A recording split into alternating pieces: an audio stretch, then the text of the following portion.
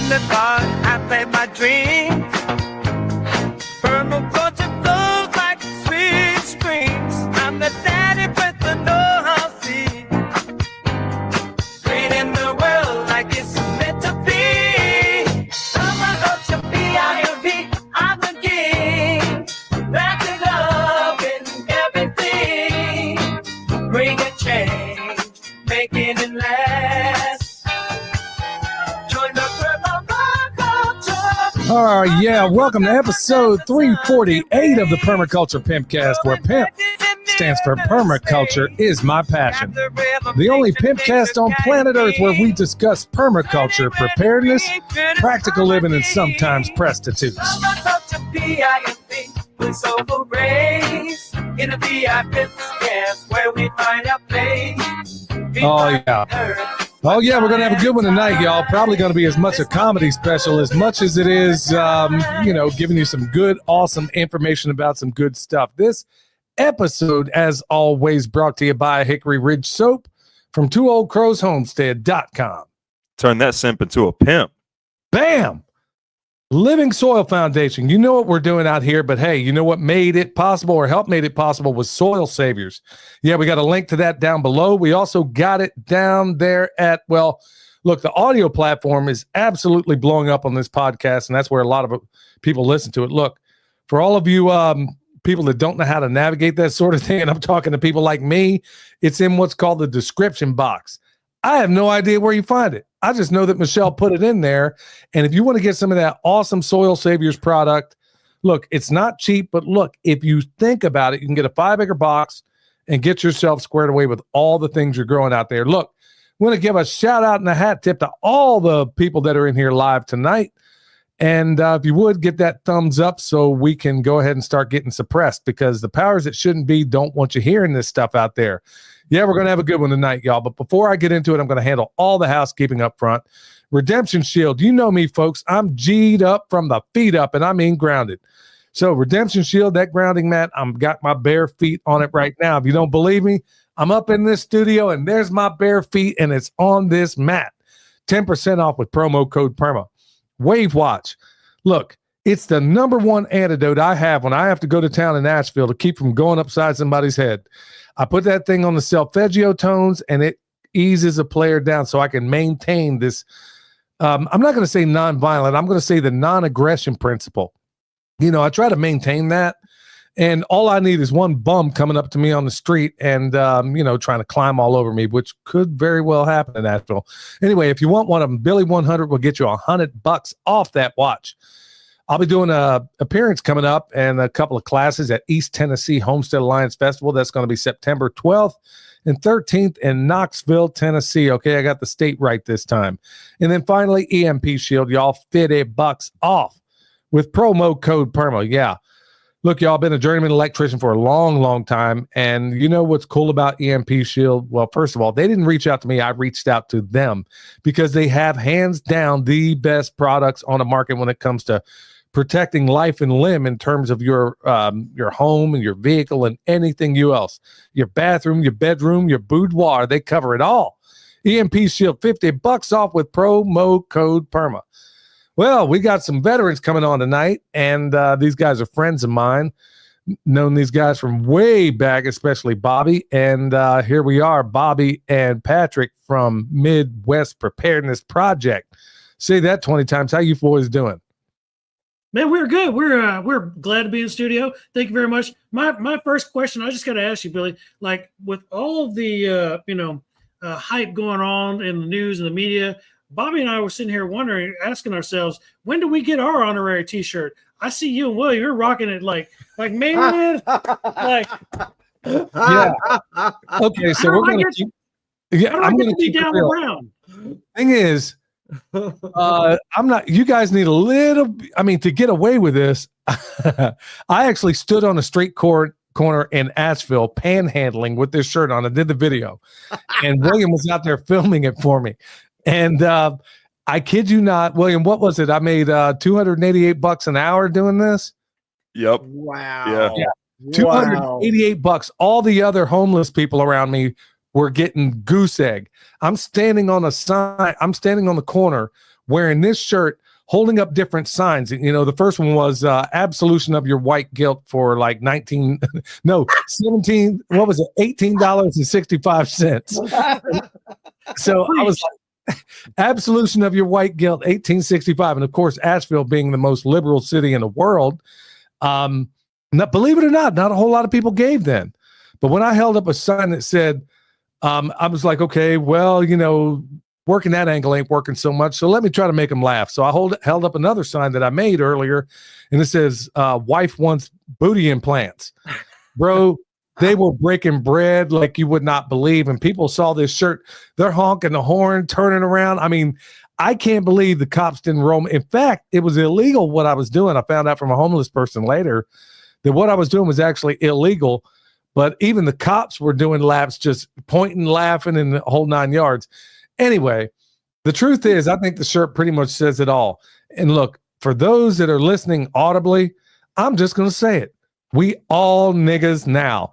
If what's happening in politics right now didn't make that clear, I don't know what else can. But yeah, if you guys want some shirts, boy, this ought to be a really, really interesting time. If you guys walk through long, Billy, you know me. There's very little I won't do for $1. yeah. Like you know, somebody said earlier, we can be incognito. It's all good. Well, I think if anything in the current state of affairs, folks, we'll get into it in a minute.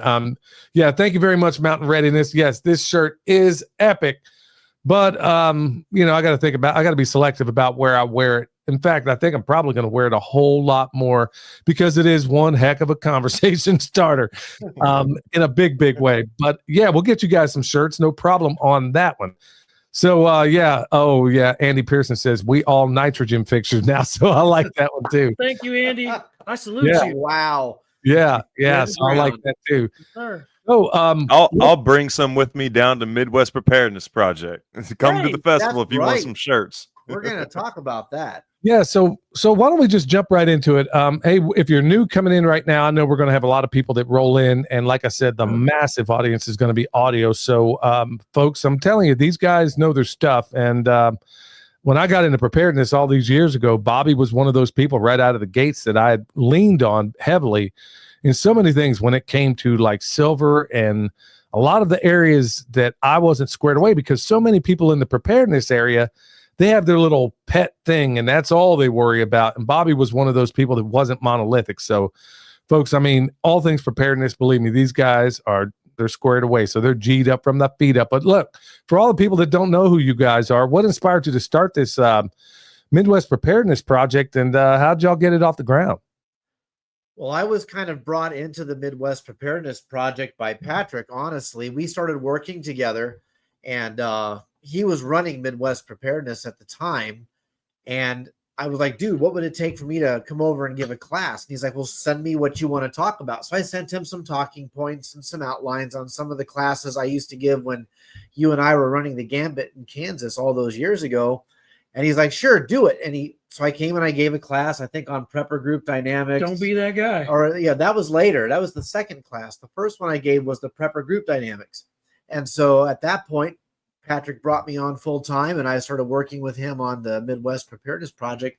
And then I gave my infamous "Don't Be That Guy" class, where I made everybody realize they needed to tear their bumper stickers off their car and stop wearing that non-gray man, EDC bag everywhere. Quit lying to yourself. Oh yeah, I know.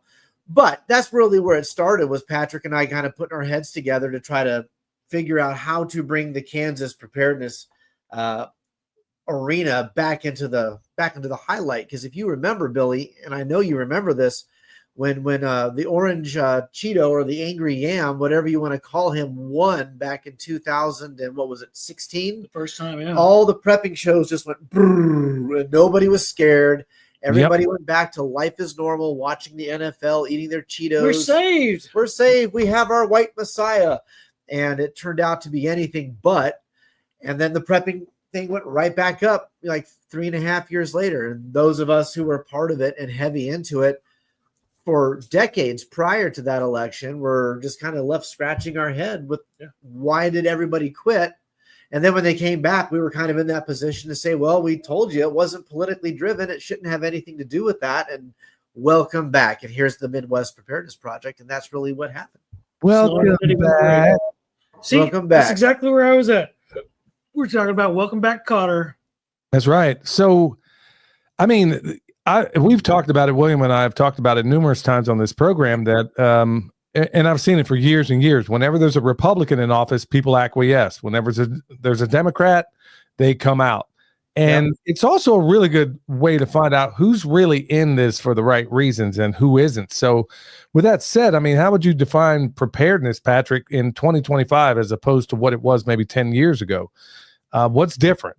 Yeah, preparedness in 2025 is like it's a complete 180 from what it was 10 years ago, 15 years ago, 20 years ago. You know, the spectrum has changed dramatically. You went from, you know, the 2009, 2008, you know, market crash. People lost. I had some friends, man, that lost all kinds of cash and, you know, stock market and interest bonds, all that good stuff. And you roll out into this, you know, the 2015 and up cycle.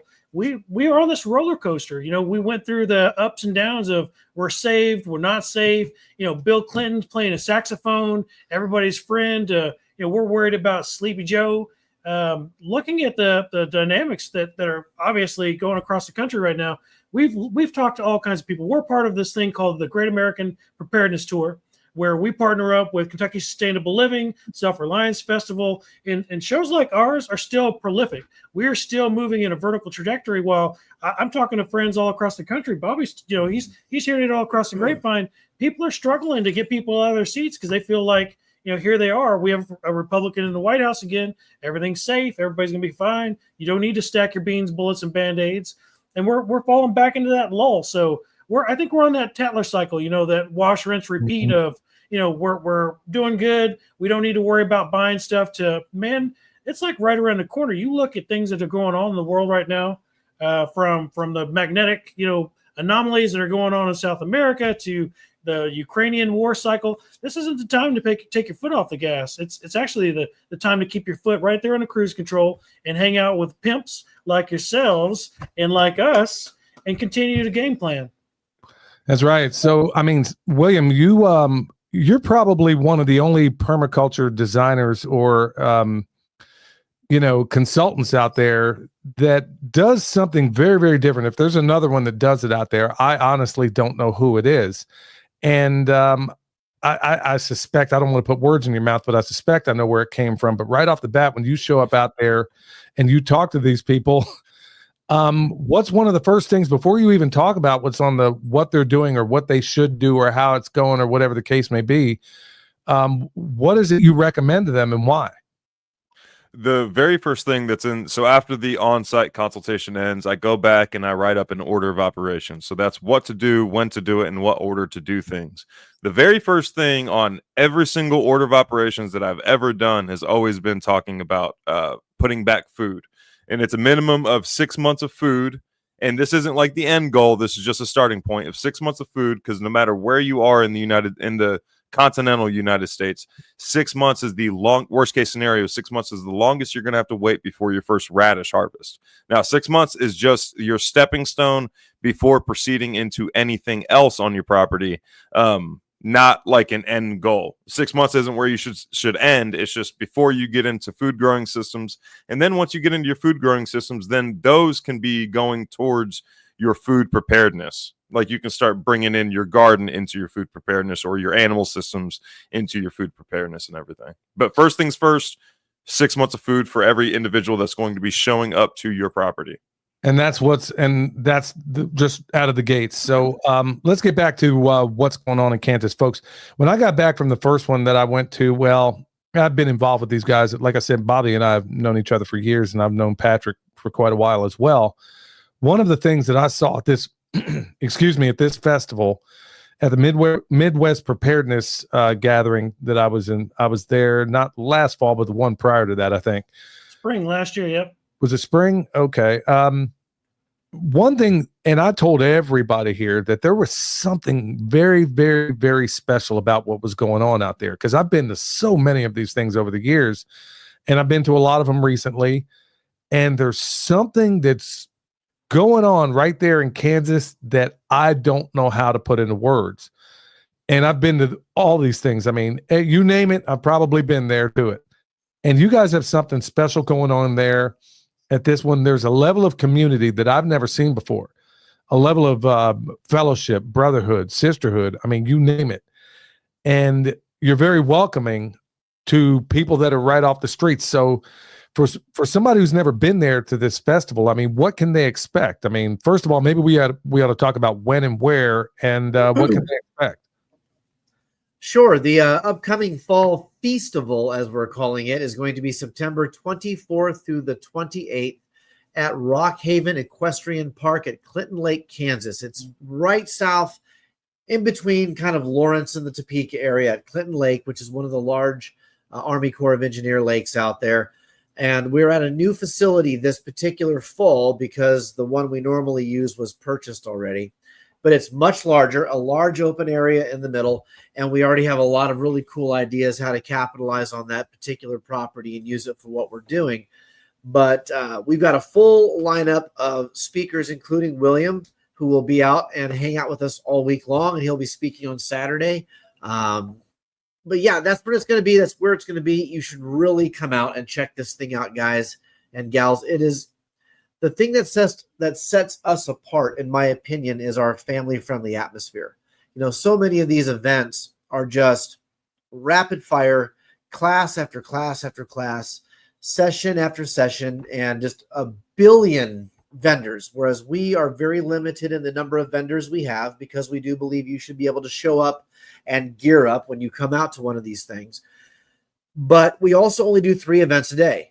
Just 3 classes, 1 in the morning, 2 in the afternoon, and then we have some special things that happen every single evening, but those are come as you will type things. And the rest of the time, husbands and wives are free to roam the grounds with their children. Mm-hmm. There are children's events that Christy, our youth coordinator, puts on continuously through all the 3 days, Thursday, Friday, Saturday.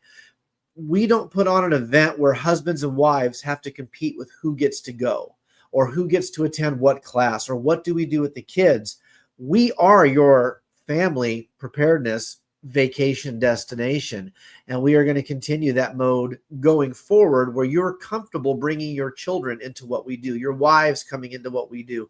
And that's really, I think, what sets us apart from all the other preparedness events out there, is just we are Norman Rockwell's America come to life. Yep, with a prepper twist and a permaculture print. That's right. Yeah, William, you went out there last time. You went camping with my grandbaby and your wife, and she came back very changed. Yeah, she came back. That Midwest Preparedness Project, that festival, unlocked something in my daughter. She's not yet 2. She's almost 2. She'll be 2 in October. Nice. But yeah, she came back feral. Like, she's got to get dirty. She's out there like in a dress, in a cute little dress, just getting dirty and everything. There's a photo that you guys put in one of your videos that had me cracking up, where I'm sitting there, everybody's sitting in the audience watching Joel Salatin give a talk, and she is facing away from Joel Salatin, handing me rocks.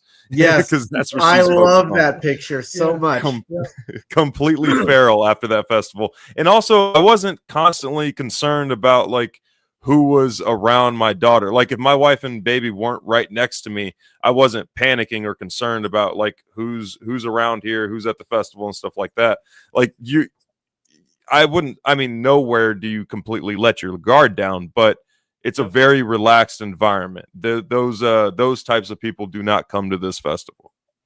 You know, speaking of which, I remember, okay, so I step out of this, these guys had me in this trailer over there. I got up in the morning, I see Patrick, I think he was the first one I saw. Man, he's got a whole plate of food out there. I mean, if it was made for breakfast, it was there. He had eggs, flapjacks, French toast. I mean, all of it on one plate. And I said, bro, where I'm sitting here thinking, okay, I got to go in Lawrence to go get something to eat or whatever. Nope. Bro, what on earth? And you said, hey, man, this guy's just doing it for free. He's just taking donations. What was up with that?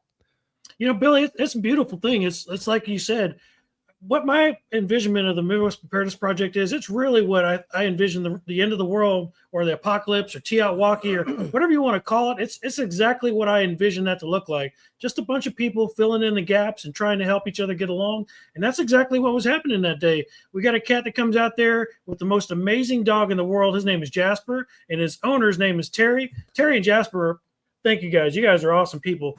And Terry just feeds the masses. Like Terry will come out. Yeah, see, Barb's out there. Thank you, Barb. Terry just comes out there, man, of his own accord, like doesn't ask anybody. He puts a donation jar out there on the end of his little table, and he just feeds whoever wants to come up. Bring me, you're tired, you're hungry, you're weak, you're scared. I'll feed them all. That's Terry's mantra. And man, it's amazing because this last time that William was out there, he had like 3 or 4 families all camping around him, and they all brought their own food. And they said the exact same thing, almost identical to what you just said. Like, Pat, we woke up in the morning and we're like trying to like rub sticks together to make coffee. We're not campers. And I look over and this dude's got like a smorgasbord. I feel like I'm at, like, I don't even know, like a buffet. This cat's out there making like biscuits and gravy from scratch and like all of it. And he's just like, yeah, help yourself, knock yourself out. Yep. Bro, I was floored, man. I was absolutely floored. And then you had some really awesome night family friendly entertainment. I mean, it's a party with a purpose, folks. If ever there was one, this is it. And it was just a real joy. Everybody was around the fire. Patrick was reading off these cards from the card game. I can't recall the name of it right now. Without rule of law? Yep, without rule of law. And the kids are getting involved. And they're like, they're just putting out scenarios like, hey, what would you do in this scenario? What would you do otherwise? So let me ask, because almost certainly a number of people are going to want to know, but what kind of people are okay to show up to this? And what surprises you about the crowd, I guess, each year? Is it the same kind of crowd? Do they change? Something of a rhetorical question, but is anybody going to be unwelcomed at a place like this? 3 kinds of people will not be welcome at Midwest. Diaper sniffers, people who grape, and people who grope. Other than that, I don't care who you are. I don't care what your creed is. Come out and learn about preparedness. We were actually talking with a gal who's going to be presenting this fall. Her name is Tracy Wickman. She's an ND. She's a doctor of natural sciences and natural cures, homeopathic stuff. And she asked us, she goes, are you guys Christians? And we said, yes, we are. And she goes, will it bother you to know that I'm not? And we said, no. Knowledge doesn't get locked behind a religious paywall. If you've got knowledge to impart, come impart your knowledge to us, and we will absolutely welcome you with open arms. The point of what Midwest Preparedness is about is to be accepting of people who want to make the world a better place through individual freedom, liberty, preparedness, and self-sustainability. And I don't care what your mode is behind that. As long as you're a good person and you're not a diaper sniffer, we're good, man. Those are like literally my only hard lines in the sand. Past that, we can have a general conversation. Hell, William and I and a couple of the other guys out there late night, we were sitting around with scotch and cigars and debating the finer things about theology ourselves. And we're not all on the same sheet of music. We're all kind of in different places on that dartboard, but we're all moving towards the center. Mm-hmm. And that center is where you find your community, right? It's where you find your tribe. And so, no, everyone's welcome. Just don't be a criminal and do bad things to kids. Other than that, show up, get your knowledge, win some prizes, attend some cool classes, and see cool people. We are literally a melting pot of all different types. We have blue hair types, pink hair types, like you name it. We're all sitting around the campfire, like you said, talking about what happens with a world without rule of law. From the kids that are 2 years old and feral to the people that are retired. We had a lady come out there that was 87 years old, drove all the way out here by herself, she'd never been camping a day in her life. She throws up a tent. She was going to get her sister to come stay with her. Her sister was in Lawrence at Walmart getting groceries for them to camp. Her sister falls in the grocery aisle, in the produce aisle, breaks her hip. Oh, goes to the ER. She's locked down. She calls her sister and she's like, hey, I'm sorry, I'm locked in the ER. This lady's like, you know what? I'm going to have a good time.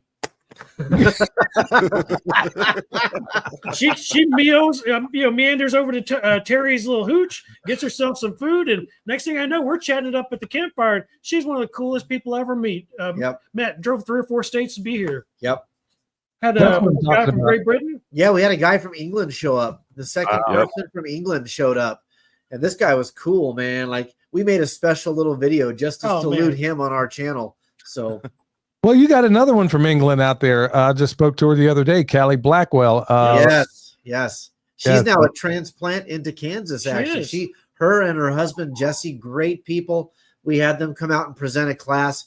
They just started a homestead, their very first homestead. Well, you can't do that to me, man. When you said trans, I was already thinking, oh no, not Callie. No, transplant. Oh. Transplant. Billy, get your mind out of the gutter. Come on, man. Come on. How dare you? But no, she showed up with her husband, Jesse, and they have been to every one of these.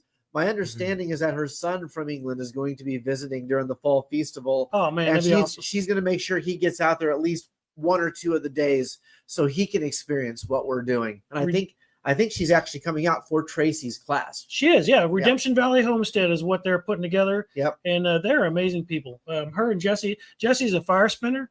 Like Jesse, beyond that, he's a construction dude. Like Jesse's a jack of all trades.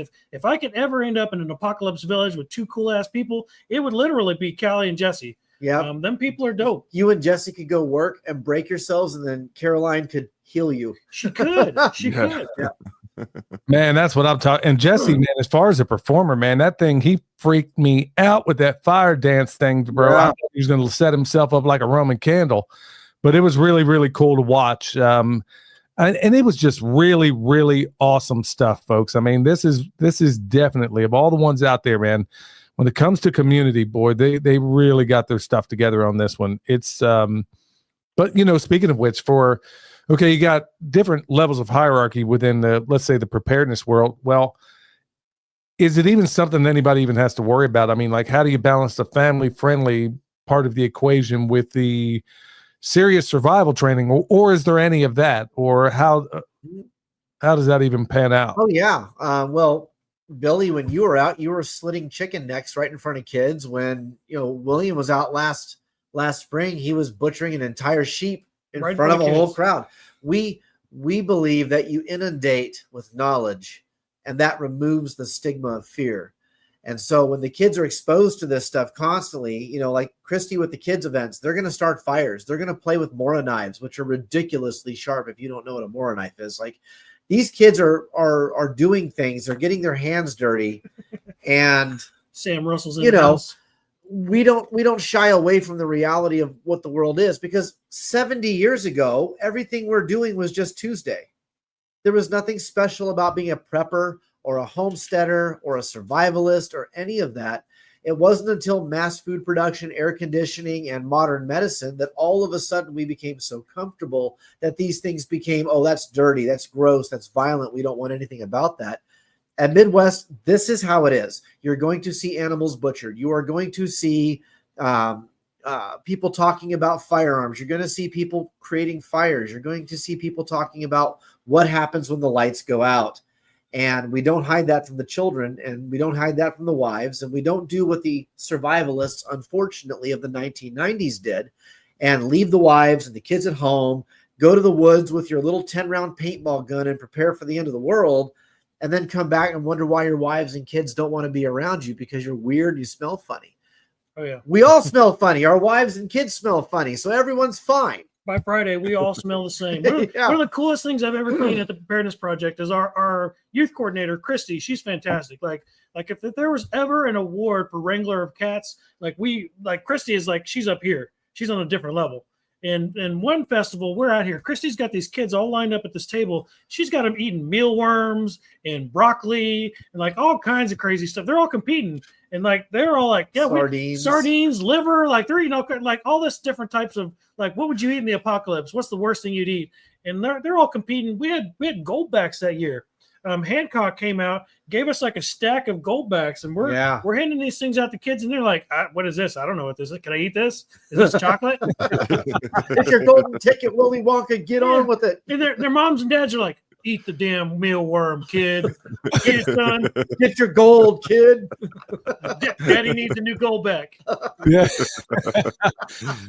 That's one of the things I think is really, really special about this is that it really, truly is a family event. And like, and I can personally attest that all these years ago, it was exactly as Bobby described. I mean, you'd have a couple of ladies out there, but by and large, it was just a big sausage fest. And frankly, there were a whole lot of posers there, man, that would have their own little pet thing they were into. And let's say it would be a person like modern day. They got Bitcoin, but they don't have food. They have guns, but they don't know how to grow anything. They have animals, but they don't believe in guns. I mean, there are people that had half of the equation back in the day. And you talk about these guys really, really knowing how to balance things. So let's talk about some of that stuff. And let me bring out the one question I know a number of people are going to likely ask if they haven't already. In terms of firearms, and by the way, folks, they did have showers. You guys do have showering facilities there. You bet. Hot showers, you bet. Yeah, this is hot water too. Yeah. I was going to say, I know I took a shower there, so I didn't have to jump in the Clinton Lake. So I know that was there, and believe me, I have done that before on at that primitive camp out at Clinton Lake back in the old days. But that's another story altogether. So for the people out there that that are strong advocates of the Second Amendment, will they be allowed to carry? Unfortunately, we are on Army Corps of Engineer grounds, so you cannot openly carry firearms. There is a path to get your Army Corps of Engineers concealed carry permit. It requires no money. It requires no background check. All you have to do is email me, and I'll help you get it. It's a simple process, and then you can conceal carry all the time. What I do know is, personally speaking, with the guys who are the Army Corps of Engineers, the cops out there, as you would say, the park rangers, their attitude is, if I don't see it, I don't know about it, and I can't ask you about it. So if you want to go through the process to get an Army Corps of Engineers concealed carry license, which is good on everything in this, I think the 7th district of the Army Corps of Engineers here in the Midwest, it's a 5-year license.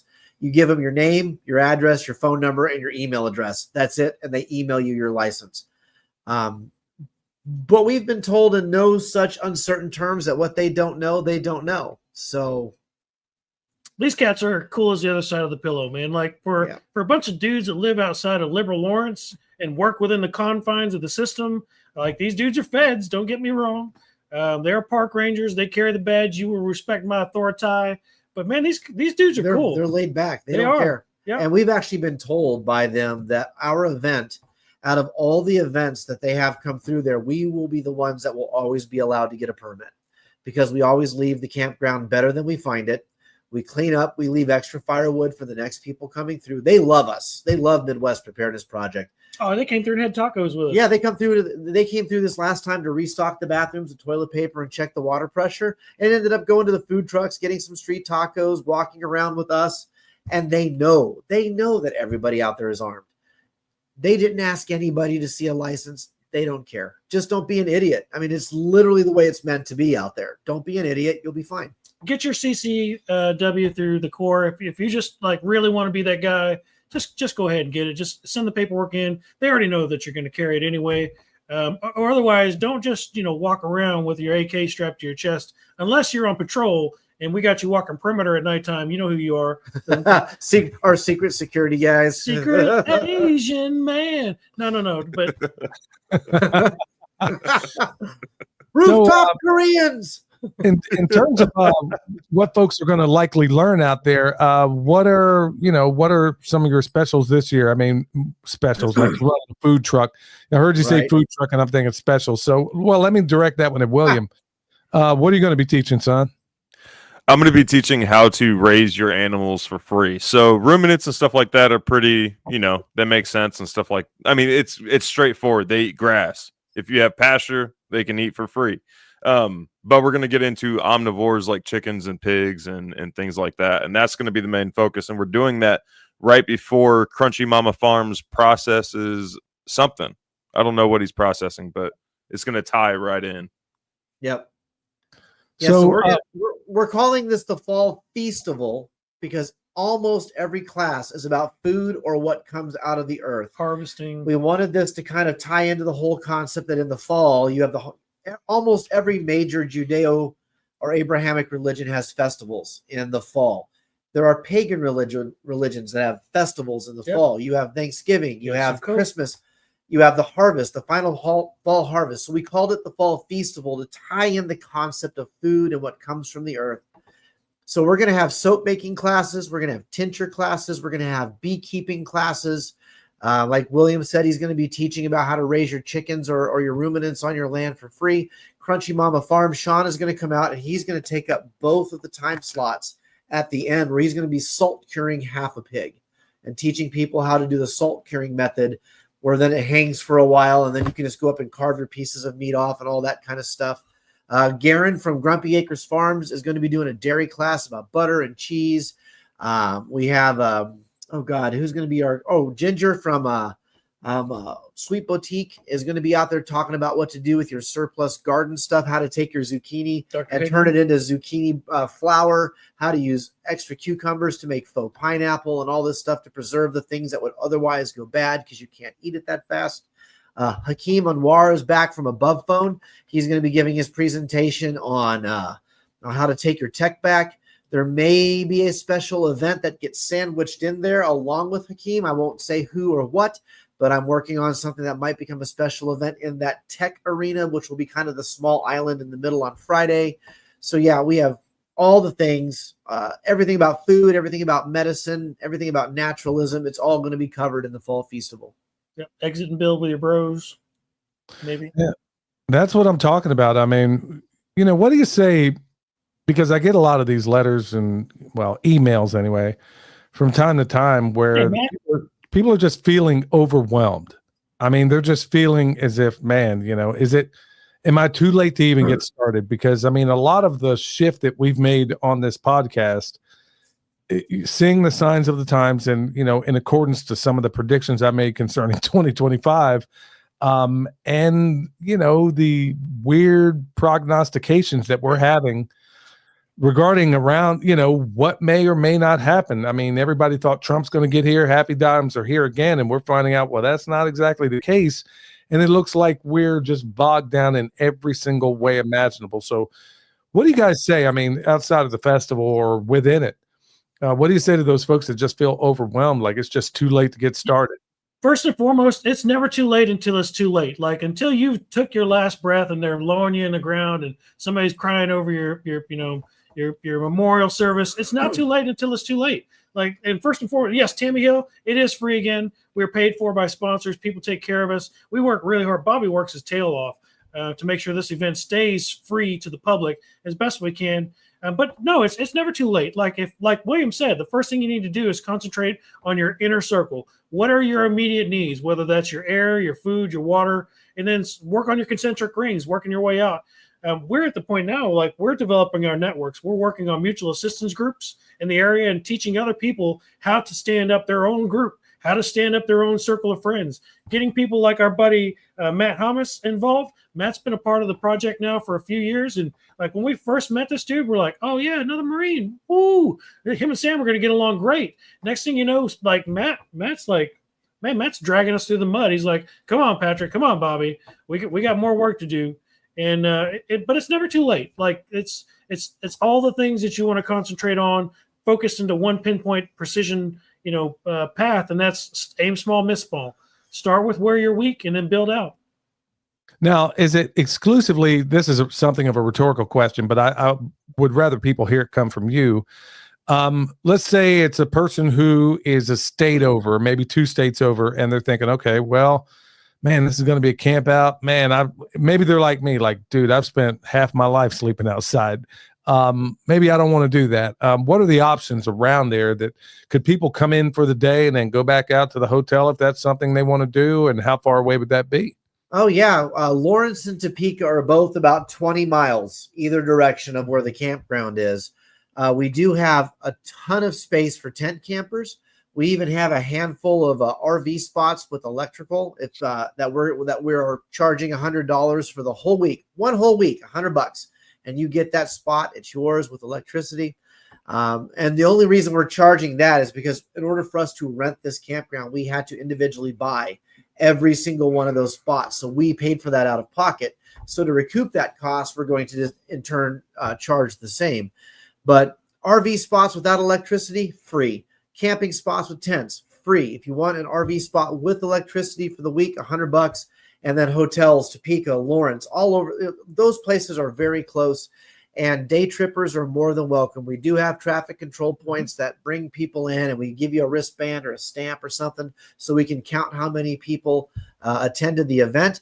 But at the end of the day, you're not going to get charged a dime to show up. We only make our money on the giveaways, and we get those giveaways from sponsors like you guys. I mean, Billy, you give us bone sauce and rice knives and all that stuff every year. William gives us consultations. One of our guys here locally, his name is Peter Rafferty, was the former president of Kansas Prepper Expo. KSP. Or KPE and FSPP. He won, and William came out and did a walkthrough. There's a video on our YouTube channel that shows that. Like, these are real prizes given to real people in the local community. That's how we raise money to do this. So if you're worried about coming in from several states over, don't worry. We've had people from California, Florida, Wisconsin, Texas, New York, and Great Britain. We had one person from Alaska this last time around. Great Canadian Tim Cook. We had the Canadian Tim Cook has come. We've had other people from Canada show up, or as I like to call them, the 51st American state, whatever. The Alberta is the 51st state. But we have people from all over the world attend this event. You will be welcome. You will be taken care of, and you will be made to feel at home. Mm-hmm. And we had Joel Selson with us this last time, and he was a 25-minute drive back to his hotel. Yep.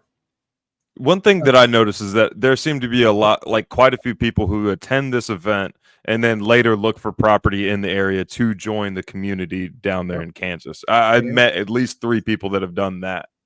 I ran into some folks that actually left East Tennessee and moved out there when I was out there. In fact, I think there might have been 2 different families out there.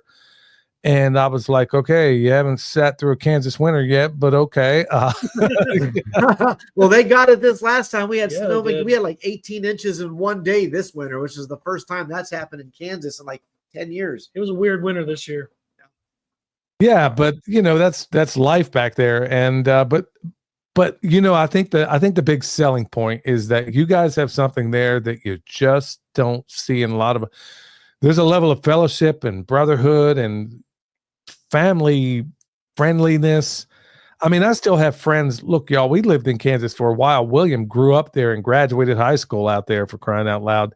Mm-hmm. And there's just a level of, I don't know if it's the nature of the prairie or what it is exactly, but man, there's just something about that place that brings a level of togetherness that I just haven't seen anywhere else. And man, you guys do a really good job of it. So what other things would you like to impart to the audience out there? Because I know there's going to be other people. Where can they contact you if they have questions or concerns or anything like that? Yeah, Billy, the pillars of the Midwest Preparedness Project are faith, family, and fellowship. And in that order, we build around that concentric ring of circles, and then building up from that interior to the exterior and then back. There's a couple of single ladies in the crowd that was talking about, they're scared. They don't know where to start. That's where you start, by admitting right there on the spot, saying, we don't know where we're at. We don't know what we're doing. And then reach out to Bobby. It's Spags at MidwestPreparednessProject.com. Reach out to me, B. Henry, MidwestPreparednessProject.com. We'll help guide you. We will help steer you in the right direction, and we will not prey upon you. Like William said, it's a family-friendly environment. You can bring yourself out here, whether you're the 86-year-old lady or the 20-year-old high school student. We're going to take care of you all the same, and Terry's going to feed you breakfast.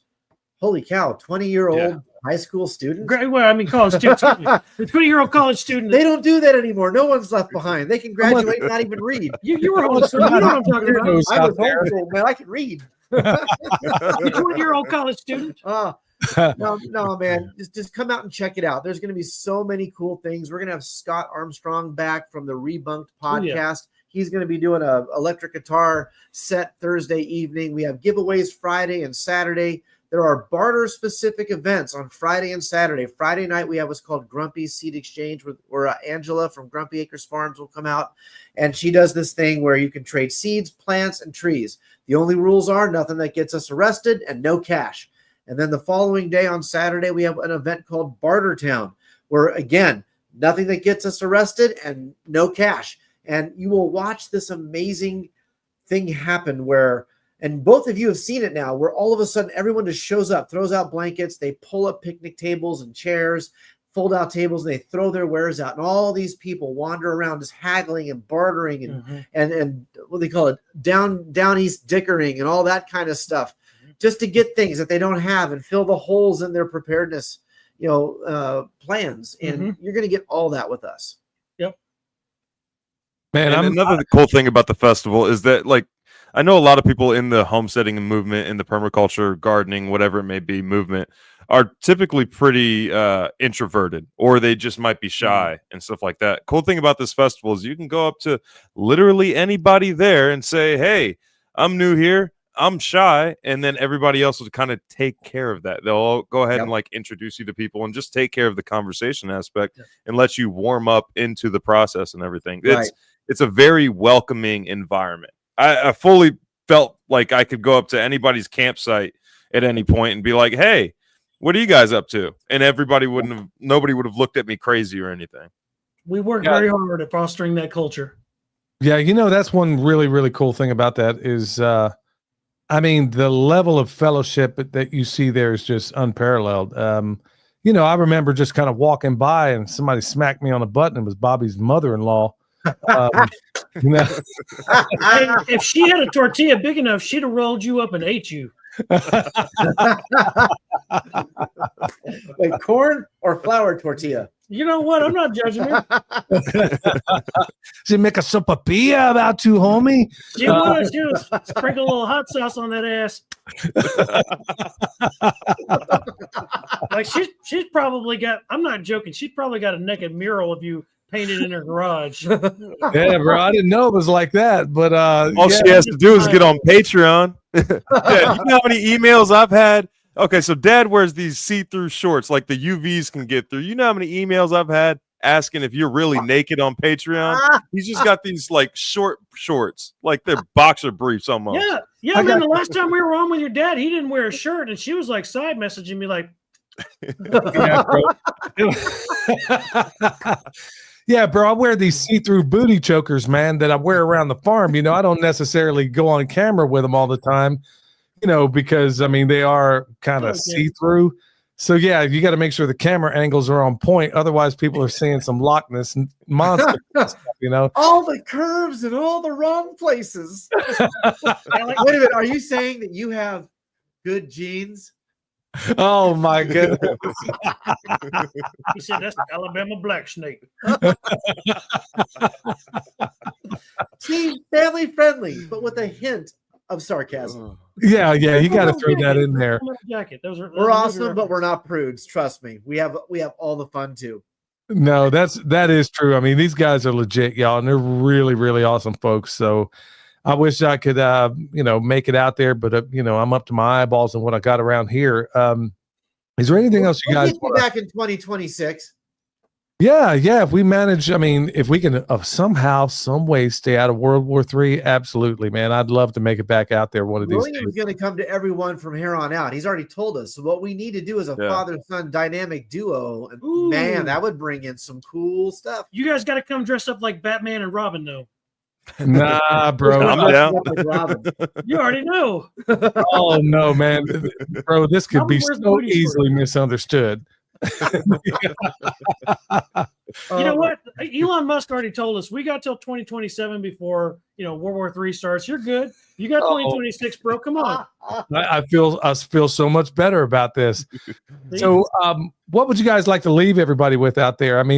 Folks, I'm serious. This is a hoot when you go there. If somebody here's another thing. If somebody wants to bring their own personal libations or something of that sort, is it restricted? Nope. Can they do that sort of thing? Yep. Look, everyone is welcome. Again, we've already put the stipulations out. No diaper sniffers, no wife beaters. Other than that, you're welcome. Show up. We all enjoy a drink around the fire at the end of the night. I drink scotch. I drink bourbon. If you're a bourbon or scotch drinker and you like a good cigar, come find me Friday, Saturday night, Thursday night. You will absolutely love what you find out. And if I could leave the crowd with one thing, it's this. You've heard William and Billy talk about how amazing our show is. You've heard us brag about our show. You need to come to it, get out of your comfort zone, get off your ass, get off the couch, get out of your house, and realize you cannot make it on your own, but you can certainly make it with an entire community and tribe wrapped around you. In fact, we've stood up a Topeka mag. We have now stood up a Lee Summit mag, and we are in the process of standing up Midwest Preparedness Project chartered mags throughout the Midwest to build that network and put people in place. Yeah, this is coming. This will be on a video soon. We have 2 mags we've stood up now. We're going to stand up more. If there's one thing I could ask, Billy, from your crowd, we need to get to 1,000 subs. We need your help on YouTube. We are at 700 plus. If we can get Billy and William, if you could implore your crowd to come subscribe to us. You all know I used to be a YouTuber. I cut that out because it was just not the right fit. I'm trying to divert all those energies and resources into the project. If you guys are willing, put a plea out to your folks. Get us some subscribers. Let's get some traction. Let's get this thing to where 1,000 people show up. And maybe within a year, 2,000 people show up, and it becomes bigger and bigger and bigger, and more people can benefit. And we can create these spin-off organizations to then take the seed that we plant, take it back home, and do their own thing. The Great American Preparedness Tour currently has 3 events. Us, Kentucky Sustainable Living, and Self-Reliance Festival. There's 2 other events that we're in talks with right now. That will become 5 potential events. We want the Great American Preparedness Tour to encompass the entire nation. We want people to be able to travel and do the old thing with their suitcase where they slap the stickers on, right? Or on their Winnebago where they slap the stickers on of where they've been. We do this thing where all of the shows have a poker chip with their logo on it. And at the end of the year, if you can send us a picture proving you've been to all of them, you get a lithographed or a laser engraved Great American Preparedness limited edition Mora knife. We're going to continue doing things like that incentivizes people to come to our events. Self-Reliance Festival is coming up soon in October 4th and 5th. I will be there as their master of ceremonies. The same thing I do here in the Midwest Preparedness Project. Come out and see these events. Subscribe to these YouTube channels. Go to our website, MidwestPreparednessProject.com. Go to all of our social media, the same name. Show us some love. Show up, and you will not be disappointed. So that's going to be Midwest Preparedness Project on YouTube as well, right? Correct. Yes, sir. On YouTube, on Discord, on MeWe, on Rumble, Instagram, X, all of those. We're on everything. We tend to focus on Facebook and Discord. You know me, I despise Facebook, so I run the Discord. Patrick runs the Facebook. I have a Facebook admin account, so you'll still get to get me there too. Everything we do on YouTube transfers over to Rumble and on MeWe, just so that we hold MeWe and Discord in high esteem because there are people who don't want to be on mainstream social media. So we need to have platforms where they can hear and understand what we're doing and see everything on our schedule of events. You can get all of it on the website too. So just show up, get on those things, register for the event, show up, and just experience it. It's really awesome. It really is. Son, you were going to say something? No, I think he covered it. That was, yeah. They're not lying, y'all. They're not blowing smoke. They're not lying. Seriously, y'all got to make it out to Midwest Preparedness, especially if you have kids. Like, it's probably, and especially if you're looking for community. Like, I get emails all the time of people who are looking for places to live. I just, right before this live stream, was responding to one email asking like where they should probably move, and I suggested that they check out some of these festivals, see what kind of community they build at these festivals. That's the best way to kind of get a litmus test for the area. You bet. That's a really, really good point there, son, because there are so many people right now that have they're realizing that this latest administration is the new boss, same as the old boss. And they're like, oh, snap. Thought it was happy days are here again. And here we are. Really, nothing's changed. In fact, on several fronts, it might be getting much worse. And so now they're thinking, okay, where do I start? Well, folks, this is because I guarantee no matter what your problem, I will bet any amount of money, no matter what issue, no matter what problem, no matter what situation, you go to this festival, I guarantee there's at least one person there that would know how to solve it. I guarantee it, or at least point you in the right direction. So, Pat, you're going to get a blessing of information here that you're not going to be able to find anywhere online. And there's something about being able to look across. I mean, go to Chat GPT all you want concerning how to do A, B, or C, or D. But really, if you want to get a real life human being in front of you, which is always the best way, you're going to want to go to this, folks. So go over there, subscribe to the YouTube channel. And for those of you that are listening in audio platforms, hey, stop what you're doing. I know a lot of you listen to this podcast as you're out doing your work every day and has your, you're doing your daily tasks. A lot of you tell me about it. Look, stop what you're doing right now. Go over to YouTube, go sign up, or whatever platform you're talking about. I mean, with all the nonsense and the people that are pretending to homestead out there, and William could vouch for this as well, pretending, look, you got real people doing real stuff over here, folks. Don't waste your subscription on a bunch of people that are pretending to homestead. I could do a seriously hour-long video on all the people that are posers out there that aren't actually doing it. So go over there, give your subscription to some people that are actually doing worthwhile things, and you're going to be glad you did. All right, Patrick, leave the final word to you, my man. Thank you, brother. Billy, we're grateful to have you guys. Like you and your son, you guys are awesome people. We're just grateful and glad to be a part of this network. We could not do this without the likes of yourselves and fantastic people like Bobby, best hype man in the country. You people in the crowd listening, chatting along in the comment section. We do this for you. Like all of this, we don't do this for us. Like we're not glory hounds. We're not chasing the dollar. We're not out here building these fake communities and using all these hype words and buzzwords that are cool on the internet. We are literally doing this for you. So come on out, participate, feel the magic of what it is to be part of the Midwest Preparedness Project. Like William said, or Billy said, from the very first time you come out to the next time that you can't wait to come back. We're looking for you. We're waiting for you, and we'll be glad to hang out and share a meal with you. All right, y'all, go check them out. You're going to be so glad you did.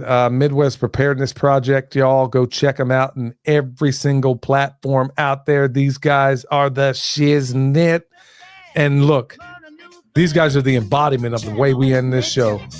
And until next time, y'all, stay alert. Stay alive. Wisdom from soul and burn across the stream. Let the ideas unfold. I'm grooving with the truth. Feeling nature's groove. Who's got the answers? All we need to do. Listen to the earth, they got us through. Let's see the shame. Watch the world spin. From the smallest sprout to harmony begin. In the cycle of life, where the magic's alive. To the